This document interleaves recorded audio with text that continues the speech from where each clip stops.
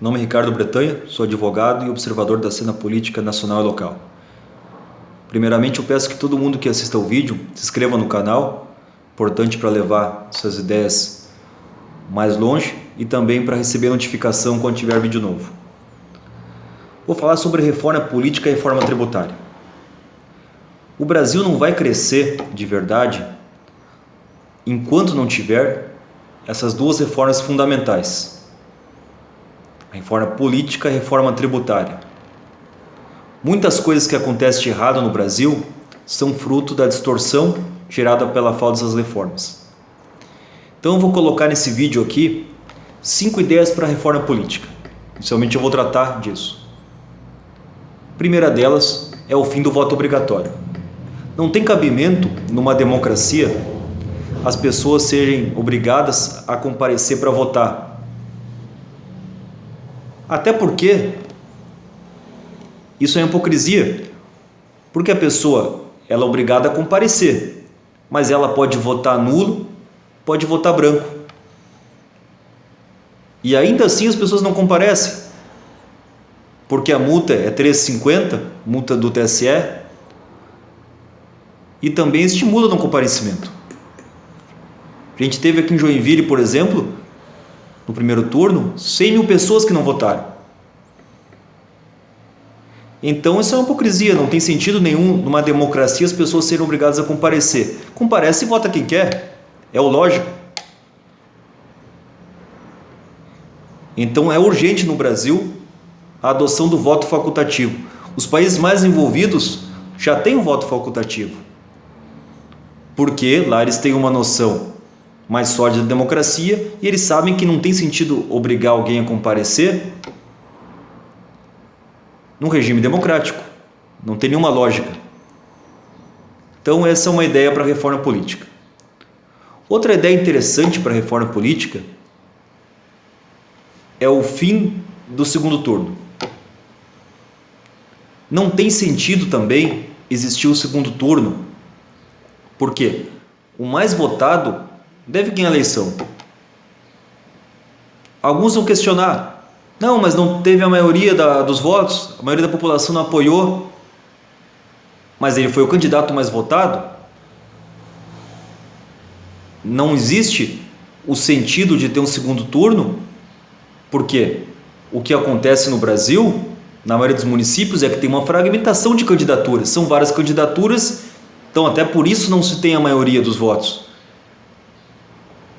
Em cidades que tem 2 ou 3 candidatos, pode acontecer, mas uma cidade que tem 15 candidatos, como ocorreu em Joinville agora na eleição municipal, não é por causa que o mais votado não atingiu a maioria, é porque houve uma fragmentação de candidaturas, houve muitas candidaturas. E a gente tem que observar também, um bom argumento para acabar com o segundo turno é o motivo que ele foi criado. O segundo turno, antes da Constituição de 88, não existia. Ele foi criado nos municípios maiores e também a nível nacional. Você sabe o motivo? Eu estudei e digo o motivo aqui, para evitar que candidaturas ditas radicais, como por exemplo a gente pode colocar na eleição presidencial de 39, Lula, Brizola, que eram candidaturas que não se aliavam a outros partidos, ditas radicais, para evitar que as candidaturas ganhassem a eleição sem fazer aliança. Porque se não coloca o segundo turno, uma candidatura radical, como era considerado naquele tempo Lula ou Brizola, poderia ganhar a eleição sem fazer aliança com ninguém. E o sistema e o poder dominante não queria que isso acontecesse. Então foi instituído o segundo turno. Então o motivo que ele foi criado já não é correto. Então não tem que existir. Simples assim, o mais votado é eleito. Então essa é outra ideia para a reforma política, segunda ideia. A limitação da reeleição é a terceira ideia de uma reforma política. Eu defendo o fim da reeleição para cargo majoritário e a limitação de uma reeleição para um cargo legislativo. Por quê? O cargo majoritário, a gente sabe que no Brasil essa é a realidade. o governante entra já no mandato já pensando na reeleição. Isso não é bom, porque ele não começou a fazer nada ainda e já está pensando na outra eleição, em se reeleger. Não tem sentido ter a reeleição. Também não existia no Brasil. Foi criado em 98, no governo Fernando Henrique, numa votação que até hoje é falada, em que houve compra de votos. Então a motivação também não é boa, não existia antes. Foi criada com o objetivo de dar mais poder aos governantes da época e houve também sérias denúncias de corrupção em relação a essa votação. Então não deveria ter reeleição para cargo majoritário. Em relação a cargo legislativo, eu não vejo problema de ter uma reeleição, mas só uma. Não fazer que nem políticos, vereadores, deputados que ficam 28 anos na Câmara Federal, 20 anos na Câmara de Vereadores, 25 anos na Assembleia Legislativa. Eles já colocaram a política como uma profissão, e política é serviço, não é profissão, tem que ser serviço. Então uma reeleição eu penso que é válido. Agora, mais de uma reeleição não tem nenhum sentido. Só estimula a tornar a política uma profissão, como é para muitos, né? Pessoas que nunca fizeram nada, uma trajetória de vida inteira, e vivem ganhando grandes salários aí, muito melhores que a maioria do povo brasileiro recebe, e se perpetuando no poder. Essa é a terceira ideia para uma reforma política. A quarta ideia é o voto distrital. As pessoas comuns do dia a dia, no qual eu me incluo, não tenho mandato, né, acompanho a política, mas também não tenho nenhum conhecimento fora de série, não conseguem entender por que no Brasil os mais votados não são eleitos. Isso é um absurdo. O candidato a vereador tem uma votação X, não se elege, enquanto que um outro candidato que tem votação menor que ele se elege. Por quê? Por causa da legenda. Isso é errado, não tem sentido. Isso favorece a casta dos partidos e isso não é bom para a democracia. O sistema deve ser mais simples. O mais votado se elege, é o mais justo, além do mais simples.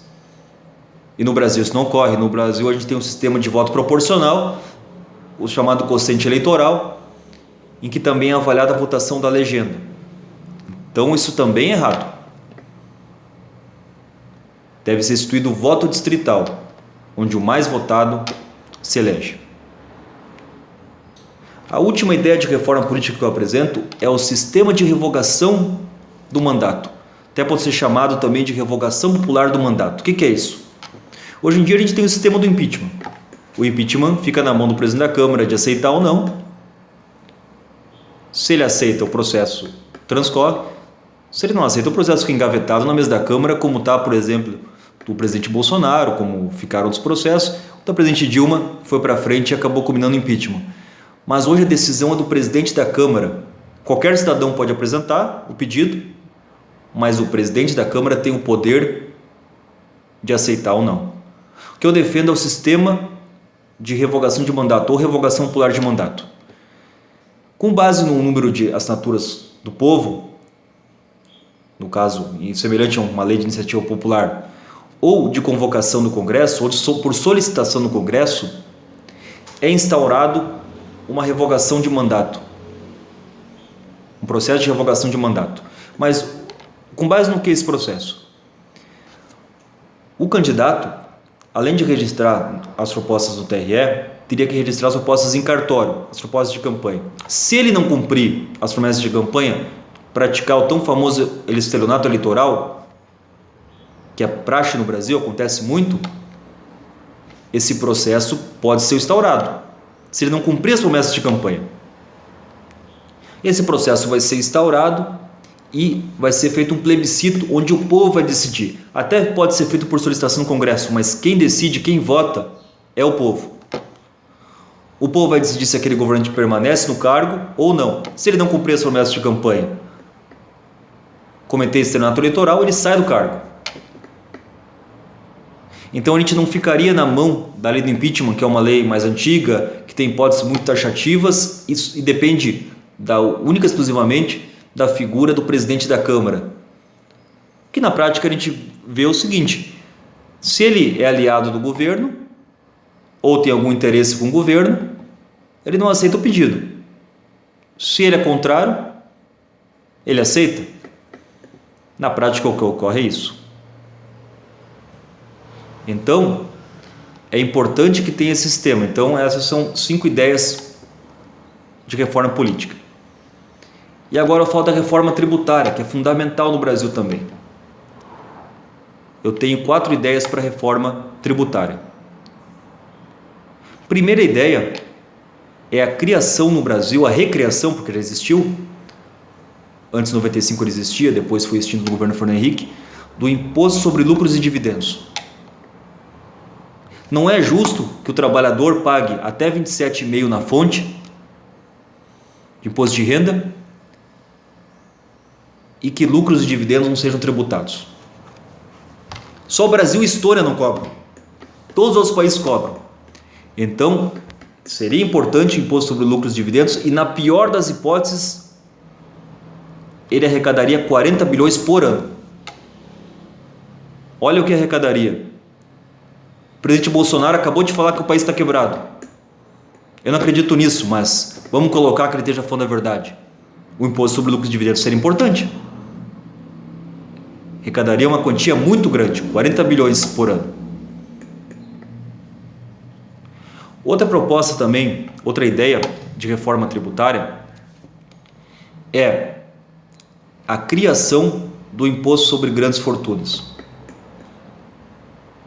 Mas não quantias menores, não uma pessoa que tem um patrimônio, não é querer taxar uma pessoa que tem um patrimônio menor, considerar fortuna algo que não é fortuna. Fortuna acima de 20 milhões. A pessoa que tiver uma fortuna, um patrimônio de 20 milhões, que já é uma fortuna, pode ser taxada com 0,5% a 1% de acordo com seu patrimônio, com a sua fortuna. Imposto sobre grandes fortunas seria algo importante para a arrecadação também. E não taxaria o pobre nem classe média. Não taxaria nem o rico, na verdade, mas sim o milionário, que tem patrimônio acima de 20 milhões. Outra ideia também é aumentar a alíquota do imposto sobre heranças, que hoje é 4%, aumentar para grandes heranças, aumentar para 40% para heranças acima de 2 milhões, que é considerado uma grande herança, porque não é qualquer brasileiro que recebe uma herança de 2 milhões. É outra ideia importante. E por último, a quarta ideia de reforma tributária é a diminuição do imposto de renda para o pobre e para a classe média e um aumento da alíquota para quem ganha mais de 500 mil por ano, que dá no mês 41.600. As pessoas que ganham esse valor, 41.600 por mês e 500 mil no ano, podem pagar uma alíquota maior de imposto de renda. Não é justo que pague uma alíquota parecida ou igual a alguém que é pobre ou pertence à classe média. Então, são umas ideias aí para a reforma política e reforma tributária que, a meu ver, teriam que ser implementadas no Brasil. Muitas das distorções, repito, que a gente vive no Brasil, da desigualdade social, também são causadas pela falta de reforma política e reforma tributária. Reafirmo e peço para que todos também se inscrevam no canal e comentem, né? Se acham que eu falei uma coisa certa, podem comentar. Se acham que eu falei besteira também, podem comentar. Fiquem livres, que importante é levar essas ideias para frente e colocar a opinião, sendo crítica ou sendo elogio, sem problema nenhum.